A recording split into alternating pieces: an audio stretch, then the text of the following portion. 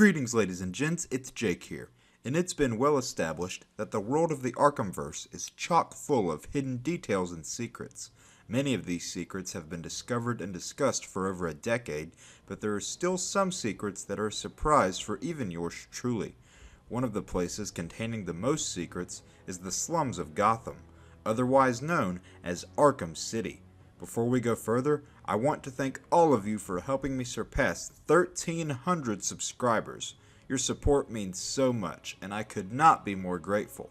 With that being said, let's dive in to 5 Secrets of Arkham in Batman Arkham City.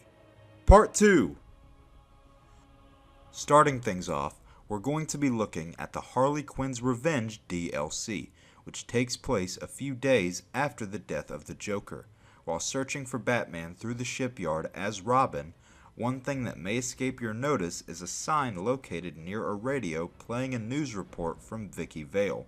The sign in question will read Cadmus Labs, which some of you may recognize as the organization responsible for various experiments and creatures in the DC universe, most notably Project Batman Beyond, which ensured that Terry McGinnis, aka Batman Beyond, would have the DNA of his father Warren McGinnis that resides inside him rewritten with Bruce Wayne's DNA. This project was led by Amanda Waller, as she claimed that the world would always need a Batman. I only wish that this small detail led to something more, as I personally would have loved an Arkham-style Batman Beyond game. A man sure can dream. Next on the list, we're not quite done with DLC yet. For this entry, we're going to talk about the Joker's Carnival challenge map, which was included in the challenge map pack alongside the Iceberg Lounge and the Batcave. When you begin this map, Joker will announce your selected character to the enemies ahead. Well, if you decide to play this map as Robin, one of Joker's announcement lines that can be heard is as follows. What? Didn't I kill you already? No? Well, there's always time, right? Ladies and gentlemen, put your hands together for Robin! This line is very clearly a reference to Jason Todd, who you all know as the second Robin and who would later become the Red Hood. Todd was also referenced in Arkham Asylum, and Joker sure does love to brag about the fact that he killed a Robin, and it really makes you question why Batman sent a boy wonder to do a man's job.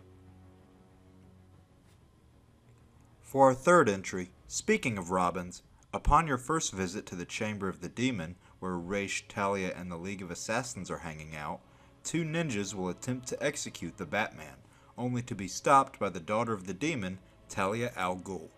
During her conversation with Batman, she'll say the following line of dialogue.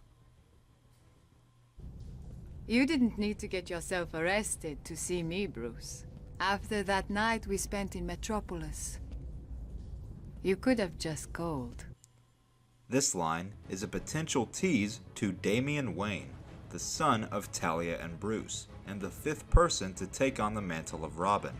Multiple projects, both connected and unconnected to the Arkhamverse involving Damian Wayne, have been cancelled over the years, which is sad to see, because even though I'm not the biggest fan of the little squirt, I would have liked to have seen how the character would have been handled in a series such as this. Nearing the end at number 4, we're going to be focusing on the plot twist near the end of the game involving Clayface and the Joker. The player is given several hints to this reveal throughout the story that they'll likely miss on the first playthrough. One of these hints will be visible when looking at the Joker in detective mode. You'll notice upon closer observation that the Joker has no skeleton. Where have we seen this before?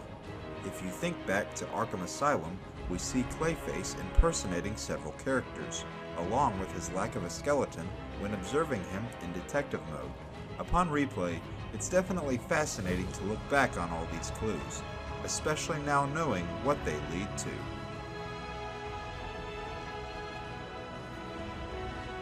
For our last entry of the day, we're going from the end of the game to the beginning. One of the first objectives that Batman is given is to free Catwoman from the clutches of Two-Face. After learning the kitty's location from Tiger Guards, Batman heads to the Solomon Wayne courthouse to free the feisty feline. Try saying that 5 times fast. Anyway, after arriving in the courthouse and watching the cutscene that plays, we're required to defeat the crowd of thugs below in order to progress the story.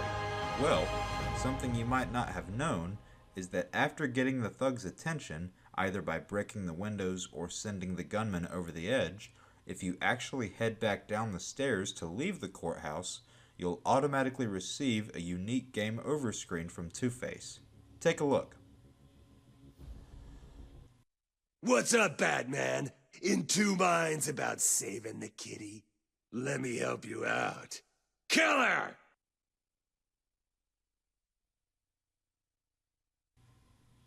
So, in case Catwoman ever gets the desire to skip town with her loot and leave Batman hanging, she should keep in mind that he could have just as easily done the same.